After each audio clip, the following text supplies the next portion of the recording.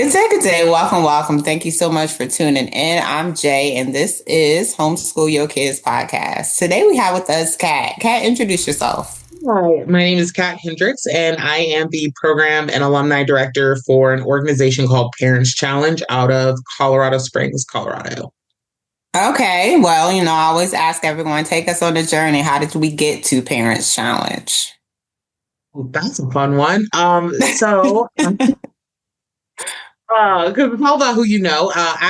So I grew up in the sense in the educational space because my mom has always been super involved in education. Like even when I was in elementary school, she volunteered so much. She knew the teacher I was going to have the next year before I was even in that grade. So she was in the school. And so then as I went into middle school. My mom actually joined this school board and got on the district board, and because she, didn't necessarily love how the schools were being run in our district, and she wanted to be able to feel comfortable sending her kids there. And so she decided she was going to take action and be engaged and jumped on the school board. And so that's kind of like how I grew up, is like always been involved. She's always been involved in education. And so that kind of just transferred over to me. I was working at the Boys and Girls Club and then decided I wanted to do something different. And so she became the executive director of Parents Challenge, which is the only privately funded educational choice nonprofit that supports all educational choice. So private, public, charter, homeschool, online. You send your kids to school in a box. Hey, whatever works for you and your family. And so I started there and I was there for about 5 years, then went to another scholarship organization up in Denver for about 3.5. And then I came back a year ago. And so, because honestly, just love school choice. I don't have any kids yet, but I value the education I received. My mom was so engaged, where I went to a public elementary and then charter middle school, and then high school I went to an early college. And so moved around a lot, and my sister had a completely different path. She started in charter and then graduated from public and went there for middle. And so just seeing how, just our experience of being able to go to a choice that works for us and going to the different schools and how that benefited us was like, why doesn't everybody do this? And then realizing that people did. And I was like, oh, I want to help other families navigate that, especially the students, being able to, have the knowledge and the words to help advocate for themselves within school, because there were times where I struggled, and it wasn't until like I was crashing. I was like, I can't go here anymore. And mom was like, okay, we can go somewhere else, which let's use our big girl words. So yeah, started a Parents Challenge. Okay, I love that, because I was just talking about school choice yesterday. Homeschool families. Homeschool Yo Kids Expo and Homeschool Beats Academy are teaming up to bring you a day of real support and real inspiration. Come explore curriculum and enrichment, meet trusted vendors, and connect with the homeschool community. And at our featured Expo stop, meet Homeschool Beats Academy and see how students ages 7 to 18 can create original music through beat making and production with parent-friendly guidance. Get dates and details at homeschoolyokidsexpo.com. But I didn't know that school choice was a political thing, girl, until last year. Like, for as much as I advocate for parent involvement, school choice, we've been sponsored by National School Choice Foundation for the last 3 years. I didn't know it was a political thing. I didn't know it was on one side. It would be something that just makes sense. Not all kids learn the same. So you're going to have different options. Like, we have choices in everything we do. Like the drinks we drink, the clothes we wear, the food we eat. Like, are you going to get up on time or not? Like, everybody has a choice. But then when it comes to school choice, everyone's like, whoa, whoa, whoa. That's too far. That's too far. You're going too far now. You bring it back. kids are educated. You want to pick how your kids learn? Oh, no, can't. We can't do that. That's too much freedom, which is crazy because we're literally in America. The land of the free. I always say that. Like, how do we not have choices in the land of the free? It's pretty interesting. Why though? Like, why is that a political thing? Like, why would it have to be on one side or the other? Why wouldn't everyone want to have their children go to a school that works for them? I know that's a rhetorical question. I know you don't have the answer, Kat. I just like it's crazy because you think about, but it also it's crazy, but it also is simple in the sense of all you have to do is follow the money.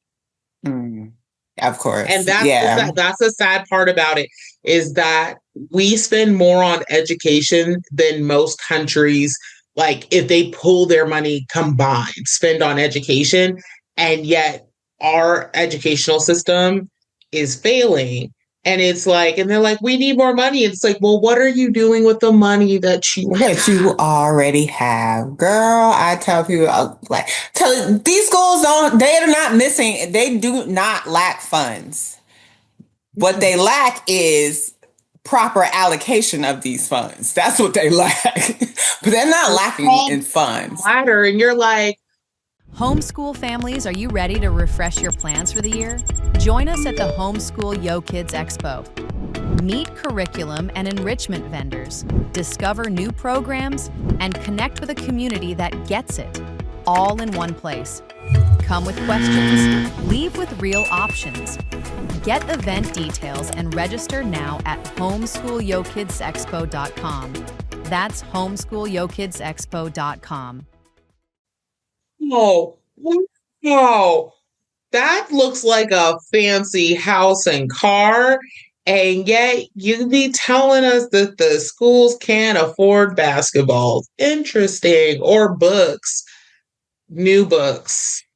Yes, ma'am. When I learned that the downtown, like the people who come into the school, not the ones that work in the school, but the ones that come into the school and tell you how to run your classroom, even though some of them have never even been in the classroom, we're making six figures and teachers are struggling. And every teacher I know has a second job, not one, but two jobs. Okay. It's wild. It's wild. To sit in a room and create curriculum. We love a rubber room teacher because I'm just ma'am. Sit in a room and get paid not to do anything. And then go tell someone how to work with kids that you ain't never worked with. It's just a wow. You never even talk to a child, but yet you're going to come in and tell us this is how you're supposed to do it. This is what they need. In my mind, it's all like metaphorical. Like in my mind, this is how I think that this should go. And if we do it like this, then I was just like, if hopes and wishes. I'm Indeed. I volunteered in kindergarten classrooms. Now, that's how I knew. Like originally, I was like, I'm going to be a teacher. Like honestly, I think it was just the bossiness in me. Like I was like, I can do. You want to be in charge, yes. Then I got into a classroom and like experienced it, especially like through the Boys and Girls Club. I was a site director in a school, and I was like, "This is not my ministry." I love kids from like I can do short spouts. I realize I really just prefer high school age, like the teaching of high school age, because the little kids are so cute. Until you like get them wet like little and then they turn into the gremlins, and I'm like, I can't. That's not. They're for me. So needy. They're so needy, and they're sticky. All like but I'm just like, why are you sticky? I've been watching you this whole time. I helped you wash your hands. How did you get sticky? What is like? I don't like playing the "what's in your mouth" game either. I'm like, what is that? What is like?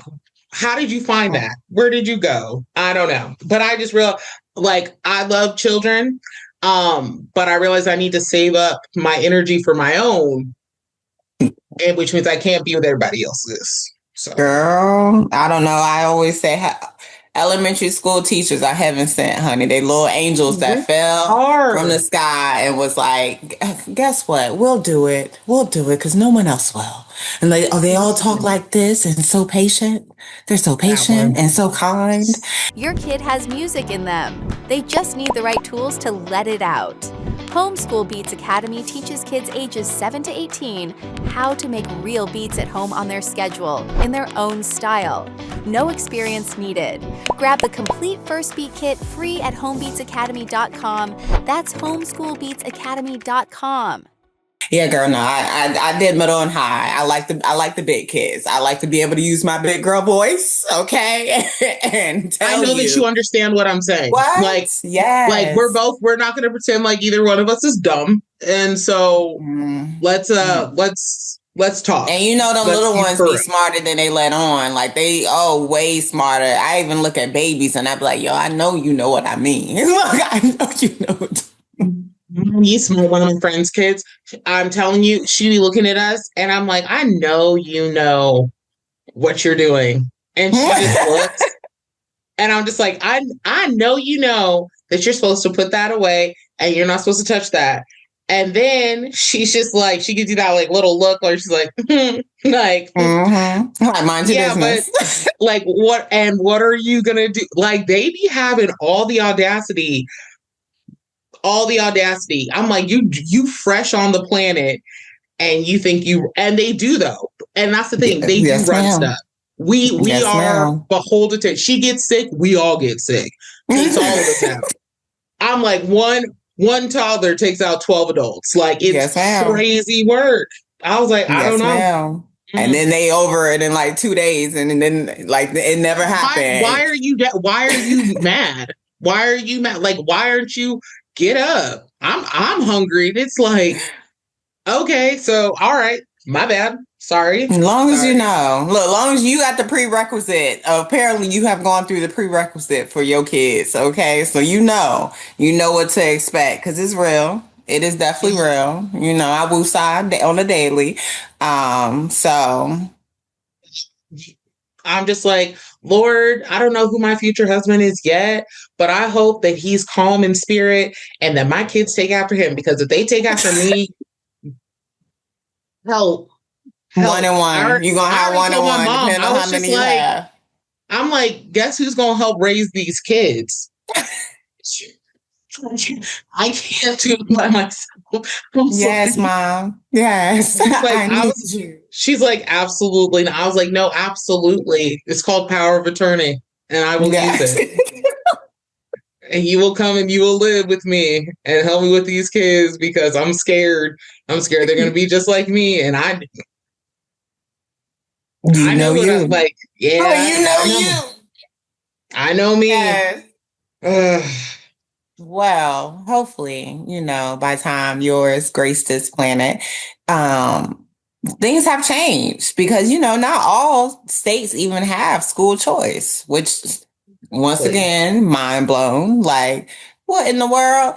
I was just talking to my friend's granddaughter yesterday, and she said that she will have to pay, and I have to do research because she is a 14-year-old, but she was saying that she has to pay $1,000 to go to the school she wants to go to. And I'm just like, why? Like, what do you mean? It's not a private school. It's not, and it's like, it's a better school, but she has a school right by her house that she's being mandated to go to. So in order for her to go to this other school, she will have to pay to go there. And I'm just like, that doesn't make sense. And even within Colorado, like I live in Colorado Springs, we have the most school choice in the state. So our state doesn't really do school choice. They've tried to put different bills on the ballot and all of those. And when I tell you, the teachers union comes in and just snipes, and I'm just like, you didn't even have to spend that much. Like they spend an exorbitant amount of money to keep school choice from being a thing. And it is so difficult because these in neighborhoods, like for the longest time, like homeschooling was illegal and all this kind of stuff. Like, parents were getting truancy because they were like, I don't want to send my kid there. My kid doesn't feel safe there. And it's so interesting that when it comes to our kids and them being able to be in the correct educational environment, that's where we decide to draw the line on like, absolutely not. Like, that's not, that's just way out of the realm of thought process that, not some kids aren't going to learn in a classroom of 30. Some kids aren't going to do well at big schools. Some school kids don't do well in smaller schools. Some kids, like, based upon, especially now that we have more information about different learning disabilities and just the levels of how we all learn, that why wouldn't you want kids to be in the best environment for that? Like, as competitive as America is, This is one area that everyone just decides that it's okay to get a participation trophy in. Like, let us go to the Olympics and we got to get gold, but make sure our kids can graduate and read. We're like, well, they tried their best. That's good enough. They came some days, and it's like, no. Where is that fighting spirit? Where is the community rallying around? Whether you have kids or not, this affects us. I want to know my doctor could read. Okay. I want to know that he didn't just like get pushed through. I want to know that the person who's like doing any type of service for me understands what they're doing because they have the skill to do that. And now we're just pushing kids through. And because this generation is so technologically foundationally built, it's almost like they're like, oh, well, I don't need to know how if the internet went out today, what would it like? It would get real. Okay, it would be so real. I grew up like we had internet light, we had dial-up. And but like I remember how to not use the internet to find things. I remember what encyclopedias are. I remember how to communicate with people without this. So my thing is that's what school like was supposed to teach you. Like, I can read a book. I choose to audiobook. I can read a book. And so that's the terrifying part, is that I'm like, it's almost like they want to make sure this next generation and any generation doesn't have the basic skills to be able to maintain the freedom that we have here, understanding like how the world works, because they become so dependent on things that with a switch can be turned off and gone. And the skills that they do need to have, I mean, they can't even count money. Yeah, that's scary, getting change. And I said, I gave you 20 and you gave me a 50 back. Yeah, no, it's real out here. It's definitely real. And like you said early on, like, it's a system that's not succeeding. Like, our kids are being graduated at an enormous rate of illiteracy. I've been asked a couple times, like within this last week, like, oh, what made you do this? Like, even today, this morning, at Discount Tires, the guy was asking me, because, we got the RV and Homeschool Your Kids and all that stuff. So it's always a conversation. And I'm just like, I taught in Norfolk. And I had 12th graders not being able to read. And that bothered me a whole bunch. Like, I had a 7th grader reading on the kindergarten grade level, and that made me sad. But 12th grade, just, that bothered me. Like, it was just something that was so unsettling that I just didn't understand, like, how 13 years could equate to what I was seeing. Like, seeing them along the way is different, but seeing the whole 13 and seeing that majority of them were not on a 12th grade level, and then now finding out that they're dumbing down college, like you said about you want your doctor to be able to read. Yeah, he doesn't have to. He doesn't have to. Like, he doesn't really have to be able to read. Like, at this point, there is a high level of dependency on everything outside of yourself. Like, it's like the kids are being taught to depend on everything outside of themselves. And it's so dangerous. It's so dangerous for our future generations. It's so sad, concerning, outrageous. It's a lot of things that I just feel like people be sleeping on. Like, like, it's like, y'all not upset. Honestly, that's why the biggest key component to our program at Parent Shelf, we are about empowering parents. We are not, like, we tell parents all the time, we are not a handout organization. Like, yes, we do have a financial component to our program, but that is the least that we do, in the sense of our overall goal is to make sure that those who come in gain the resources, tools necessary to be able to function and support and help, their children, do better, because that's how it works. Every generation wants to give better than, the generation before and all that. Like, we want to keep building that up, but sometimes we backtrack and we overcompensate. And then it's like, oh, now everybody, that might've been too far. And so, but it's the basic understanding of you don't know what you don't know. And so our program, we're not about reinventing the wheel. Okay. So we're not going to be, we're going to do all the programs and we're not, instead, our whole thing is about going out into the community, finding who's already doing it, and then saying, come and talk to our parents, educate them, let us connect you with them, because it is about community. I think that's one of the biggest things that we've lost, just as a culture, as a nation, is that sense of being a village. We're all a part of each other's village and community, and we all need each other. At the end of the day, everything that we do impacts other people. And so being able to lend a hand and help support and teach and educate is a key component of that.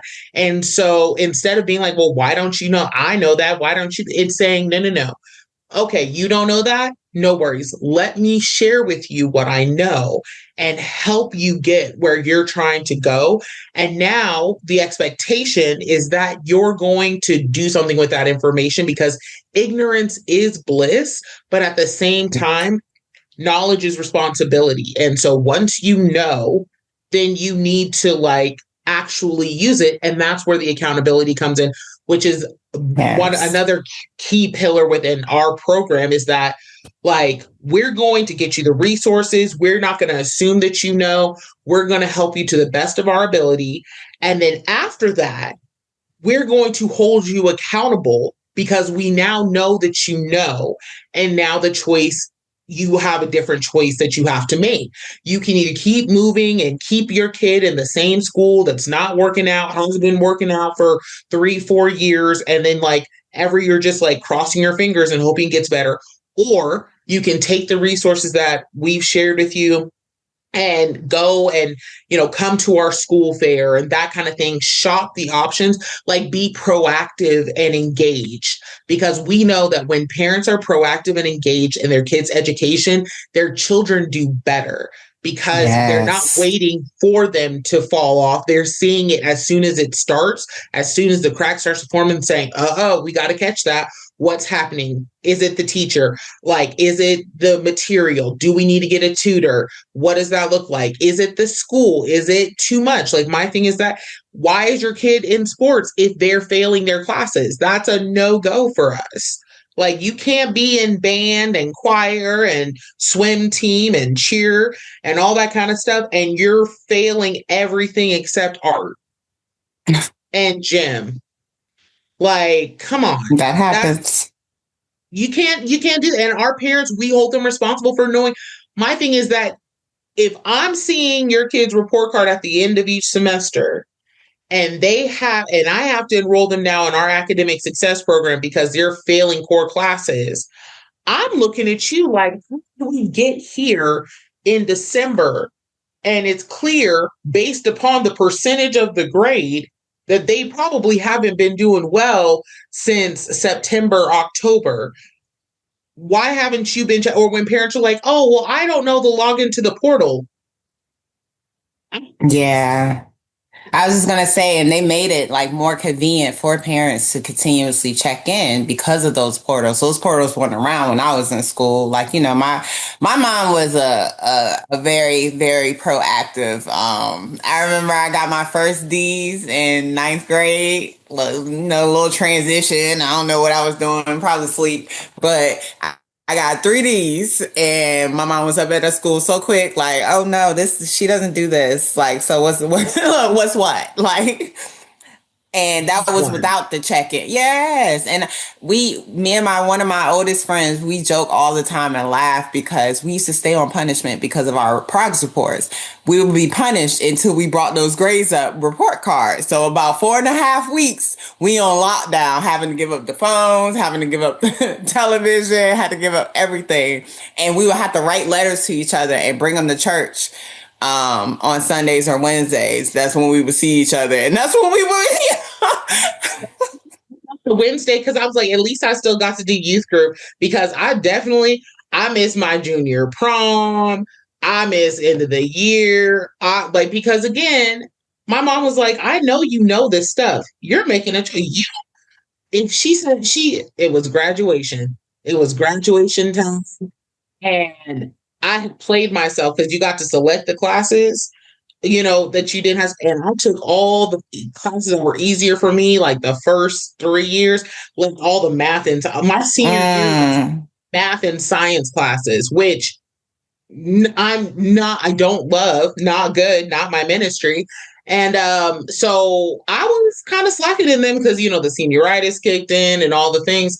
And then it came out that, you know, I might not be able to graduate because I'm not passing my math class, which is a requirement. And she just said, look, she's like, if you want to be a super senior, and she said it so coolly too, which just also just added to the. She said, if you want to be a super senior, that's fine. She's like, if you want to be one of those ones who stays another year, we can do that. I said, no. I'm graduating with my class. I'm not gonna. And she said, whatever you want to do. I mean, when I tell you, I got it into high gear because I said, ain't no way I'm gonna be left behind, especially because I already knew. But at that point in time, she had been engaged. She knew what I was capable of. And she also knew how lazy I was. And so, but we did get it together and we did graduate. And I actually graduated with honors, which was hilarious. Look at there. But it was that level of engagement, because I do, and we tell our families this too, I do believe at a certain point within, you know, that like sophomore, junior, senior year, parents, yes, you very much can like hand over more accountability to your students. Be like, what do I need to check your backpack for your homework? Like, right, what tests you have and stuff coming up. But it also starts with, you have to build that. My mom instilled that in us young and early, that we had to make sure our folder was on the table. Like, she checked in on things, yes, but she also put it on, like, she was so engaged where it was like, look, these teachers know my mom. I'm not even going to try, like, I'm not even going to try to lie about stuff or like, you know, try to make up an excuse because she's in the school. So... and they will ask her. So it was one of those things where the teacher's like, we need to call your mom. We're going to see her on Friday anyways. So I was like, you know, I didn't play them games, but that's what it takes. That's what it takes for students to like really thrive in an educational environment, because when when things weren't going well, and she was there to address it, like, no, I've seen it with my own eyes. And then it still wasn't going well. She was like, now we're going to move. We're going to go somewhere else. We're going to try something different. But if parents aren't engaged, like you have to, which honestly I love, because the homeschool never, like, I have friends who are about to homeschool yet. I'm like, it's going to be so cool. There's so many fun things to do. Honestly, I'm a big homeschool fan. I 10 out of 10 probably will homeschool my kids just because it just seems like a lot of fun. It's not, the way that it was depicted back in the day where you're like, you meet them like bowl cut and like homeschool antisocial and can't talk. And you're like, oh yeah. Now I'm like, these homeschool kids are lit. Like the ones in our program, I mean, they are crushing the game, and just to see what they're accomplishing and what they get to engage in. And I was like, school sounds like so much fun because it's supposed to be. Indeed, learning should be fun. That's how we capture them. But your organization is focusing on the main component of it all, which is the parent, and that's what I love. And I speak on homeschooling, but I feel every homeschooling is for everyone, not in the sense of full-time homeschooling where you remove your child from traditional school and you have them with you all the time. I'm saying when your child is home, you should be active in their education. When your child's in school, you should be active in their education, like your mother's presence, like your teachers knew, oh, don't worry about it. She'll be here Friday. We're going to holler at her then. That is the leading force that children need to succeed, because you're not saying you can't succeed without a parent's involvement, because, we have those who are determined to break generational curses, determined to break cycles. So you have those self advocates that are like, okay, look, my mom didn't do this and I know this, so I don't want to be like that though. So I'm going to do this. However, for the most part, our kids need that parent presence. And that's what bothered me the most when I was in the classroom, was the lack of parent presence. And that is what stems and fuels all of this, because I saw firsthand how important it is for a parent to be present. Schools are not daycares. Okay. It's not I got to go to work, I need to drop my kid off. Like one of the first sessions all of our families outside of our homeschool families have to go through is how to prepare for parent-teacher conferences. And the first thing that we teach in that is that parent-teacher conferences are a continual thing. They are not that one-time scheduled thing a year. It's like, no. Whenever there is confusion, difficulty, or a challenge with your student, there's a parent-teacher conference that needs to take place. And it's like, parents, you can't expect that one teacher with 30 students is going to be able to give that individualized attention or be able to notice the things that you as the parent will notice, because they're your child. They're yours. You will know them better than anybody. And so because of that, you are going to see the signs. You're going to see the things that they're struggling with, or if they're being avoidant about, certain subjects or things like that. You're going to see those first before their teacher will. And then that's for you to go in and say, hey, I've seen this. What is going on in the classroom? Have you noticed something? And then saying, how can we come together to support? Because look, math has gotten harder. There's a box now and everything. And I'm like, how? I like, essentially, who are in our that just bothers me, Kat. That math that they have these kids, that just bothers me. It just looks dumb. It just looks dumb. Like, just doing the numbers out. I don't understand it. Okay, it's too complicated. And I'm like, why are we overcomplicated? It's one thing if you want to be a mathematician, but like teaching kids math the same way it's been taught. And now I was like, y'all are trying to reinvent a wheel that wasn't broken, but was already a little difficult to figure out. And exactly. So now you're scrambling everybody's mind, but it's one of those two where it's like, that's what I'm saying. Like, if math is gotten, if you're overcomplicating here, then I might take my student to a school that is teaching classical education, just teaching it teaching it the way that the Aristotles and the Socrates and the Einsteins, they set it up, okay? Because look, it was working. We were understanding it. You know, even when you started to throw letters in there, I still was able to, you know, put it together. Barely.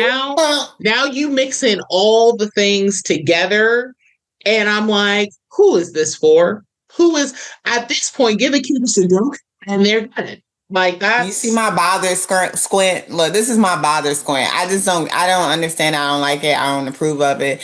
And like, why? Like you said, the regular way was already difficult enough. Like, why?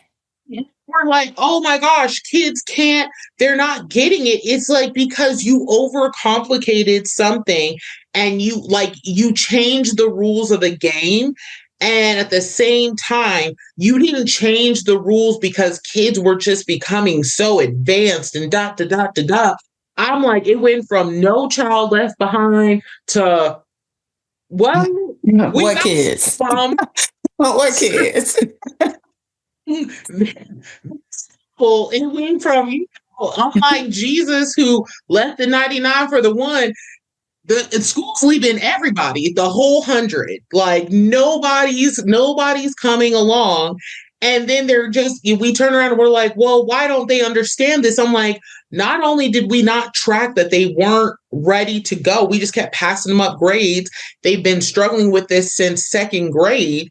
But then on top of it, we made it so complicated that no one could even explain it to them. That was the thing, is like, I feel for parents now, because you want to help your kids, you want to be in their homework, but you're looking at it and you're like, I don't know this.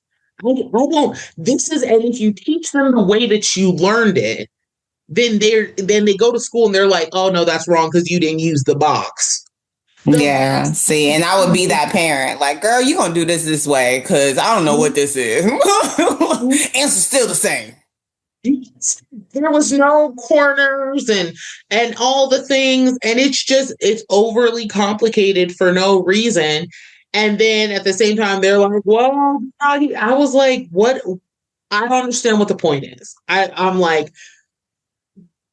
are we trying kids or are we not?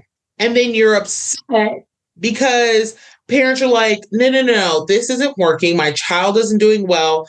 I'm going to try something else.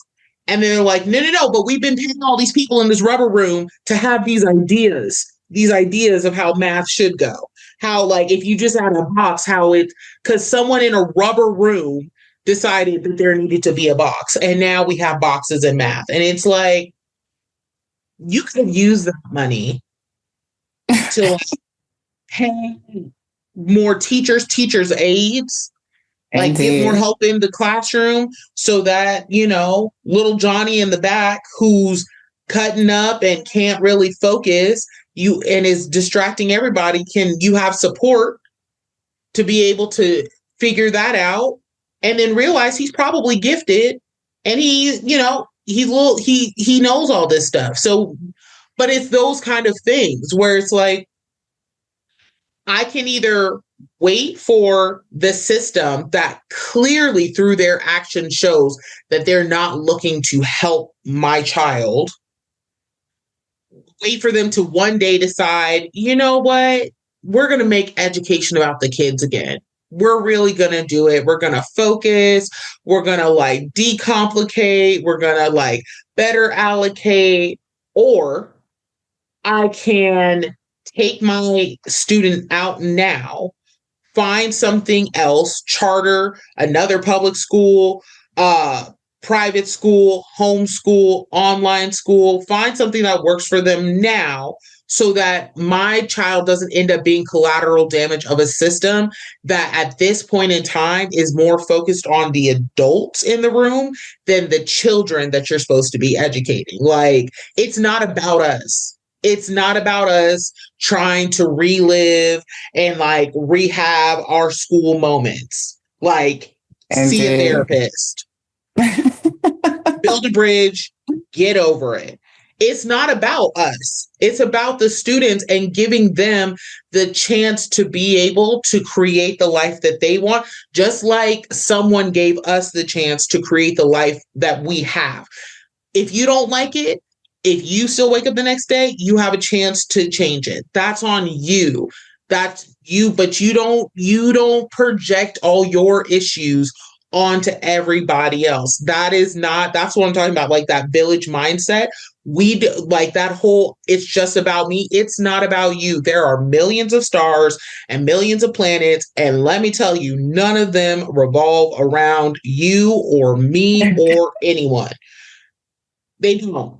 It doesn't revolve around us. So we have to come out of ourselves and say, what's going to be good for our kids? Like, I don't want my nieces to grow up and not have choices or options or feel like they have to be pigeonholed or have to struggle in school because they're not allowed, like their parents aren't allowed to choose and they're not allowed to advocate for themselves. No, the students in our program, no. We're like our families. Just because you don't have, like, I don't want them to even think that because we don't have enough money to pay for education or resources. Absolutely not. That is not there. We're here to help you. There are hundreds of organizations that are out there trying to help families like overcome that mindset.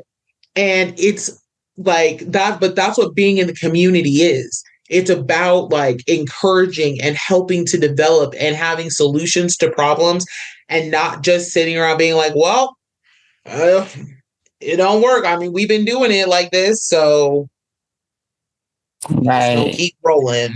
Is Parent Challenge only in Colorado? Yes. We are only in Colorado. We originally were only in Colorado Springs, but this last year we expanded into 2 other counties, Pueblo and Teller, and we're looking to kind of expand into others.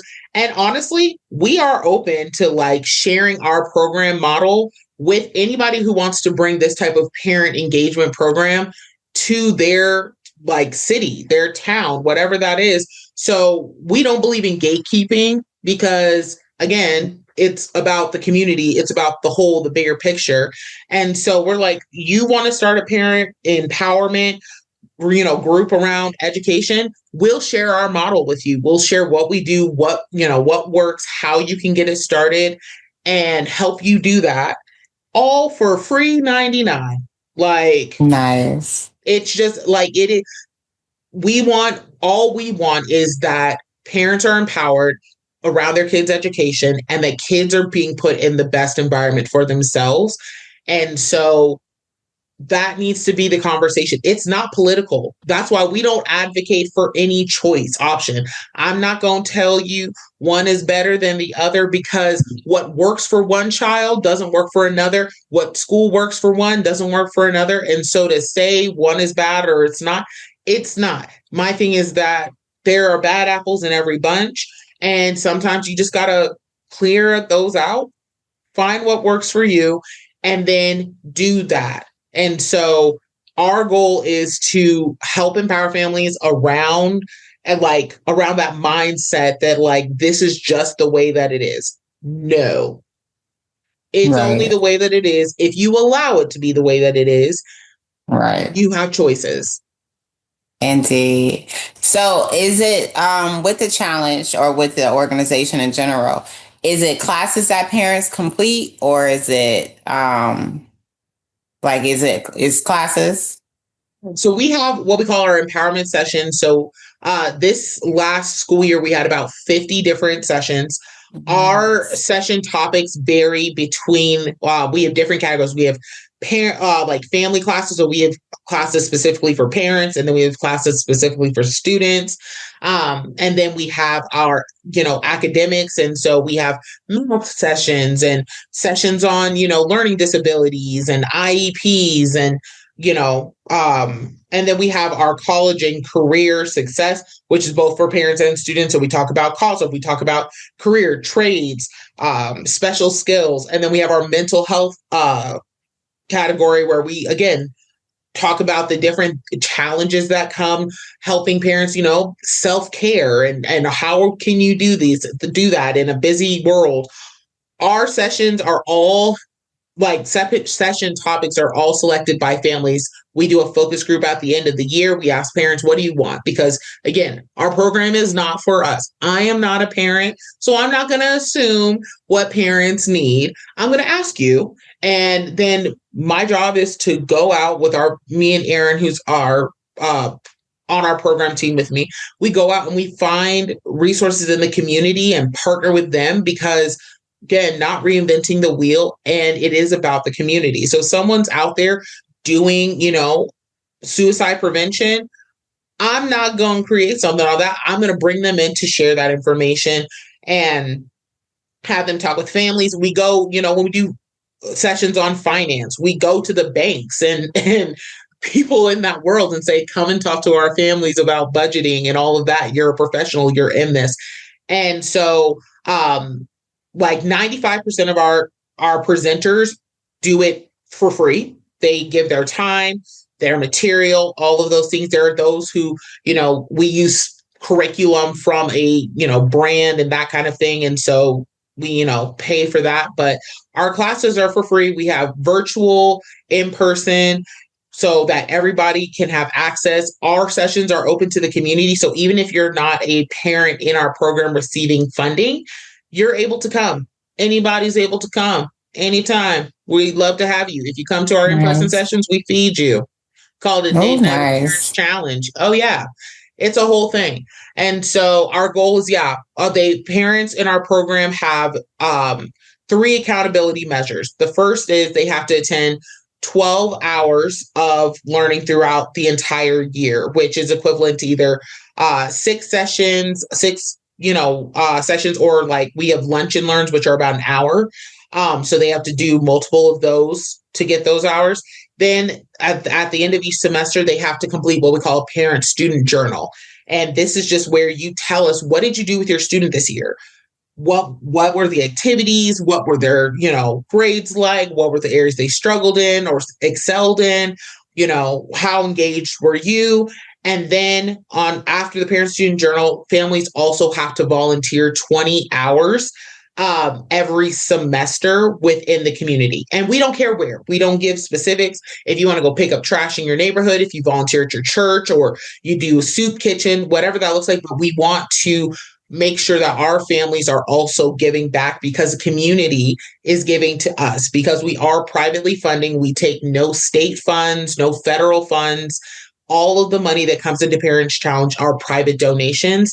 And so from those who are in the community who believe in helping these families, remove that hurdle, that roadblock of saying that, I can't afford this, so my student can't do it. It's like, no. We want them to go to the school that's going to work best for them. We want them to have the materials they need to be successful. We want them to also participate in the activities that they want to do because our whole program, we call it holistic school choice. We care about the whole of the parents, of the students. We want to make sure that everybody is growing and learning and getting better in whatever they're trying to pursue.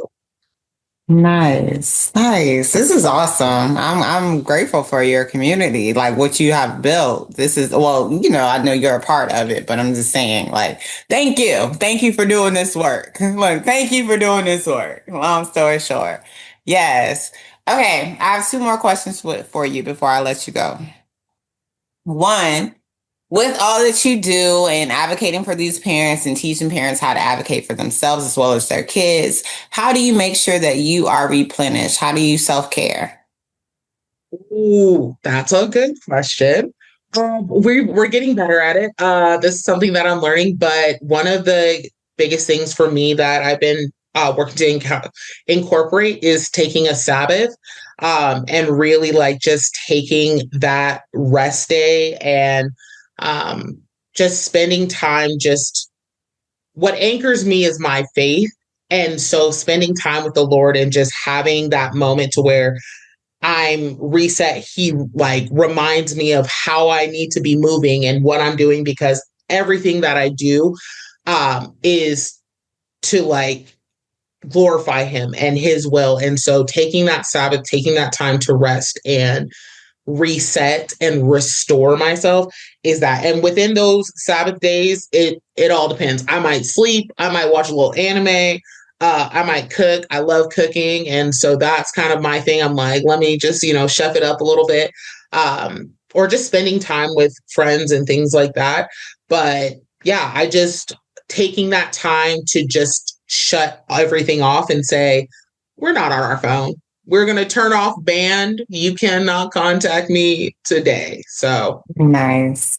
Okay. And if our listeners didn't hear anything else on this conversation, what's 3 things you want them to take away? 3 things that I want them to take away. The choice is yours.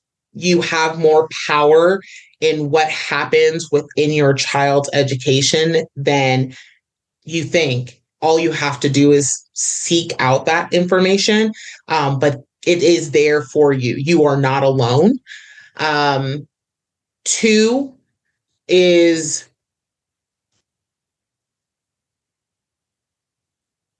don't take yourself too seriously.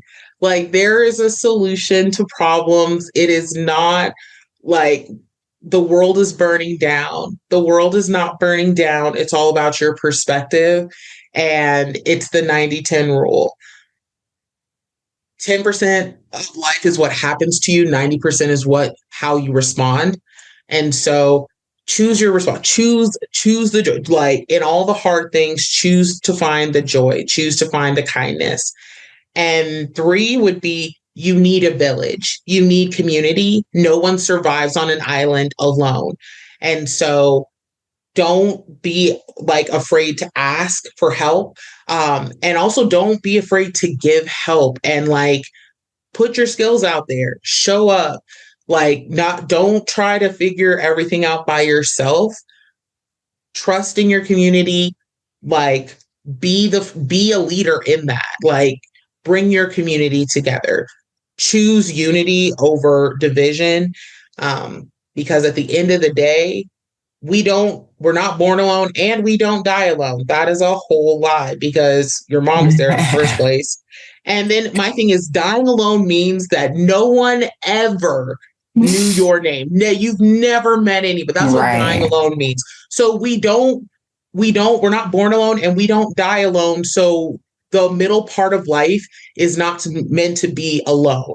And so don't let that mindset keep you from being engaged and actually becoming the change that you want to see in the world. Indeed. Those are great. I like that. Your mom was there. You weren't born alone. Yeah, she did. She was born alone. Come on, dog. You don't know science. Depending on the school you go to, you might not. That part. Parents, understand, like she has said many times over, you do not have to reinvent the wheel. There is support out here. Tap into your village, tap into the resources, tap into the tools. It's all around you. There are many, many, many organizations that are ensuring that parents are supported because y'all matter. Y'all are the ones. Y'all are it. Okay. Like, I ain't gonna tell you, but I'm gonna keep telling you.